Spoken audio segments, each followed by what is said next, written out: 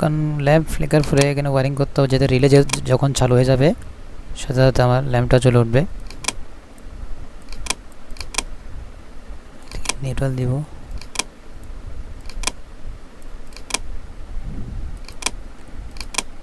চালু করে দেখি। এখন দেখুন সুইচ পুশ করার সাথে আমার রিলেটা চালু হয়ে গেছে, সাথে একটা ল্যাম্প দিলাম ইন্ডিকেটরও চালু হয়ে গেছে।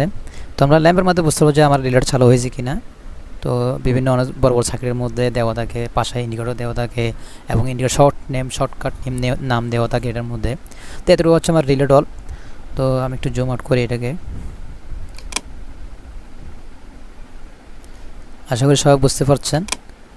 এবং এই রিলে ডলটা আমাদের প্রত্যেকটা সার্কিটের শুরুতেই লাগে এবং এমসি ডলও লাগে। রিলে এবং এমসি প্রায় সেমই। তো সেক্ষেত্রে আমার এমসিগুলো ইউজ করা হয় হাই পাওয়ার ভোল্টেজের মধ্যে, তো আমার রিলিজ করা হয় লো পাওয়ার ভোল্টেজের মধ্যে। এটুকু পার্থক্য থাকে। তো এমসিও কিন্তু রিলের পাওয়ার ধরে রাখার জন্য কাজ করে, রিলেও কিন্তু পাওয়ার ধরে রাখার জন্য কাজ করে সার্কিটের, আর আরও বিভিন্ন খুঁটি কাজ করে। তো রিলের কথা বলতে গেলে আরও অনেক সিস্টেম আছে এখানে রিলের মধ্যে।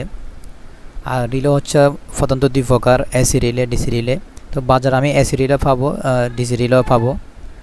সেক্ষেত্রে রিলের মূলত কাজ ব্যাপার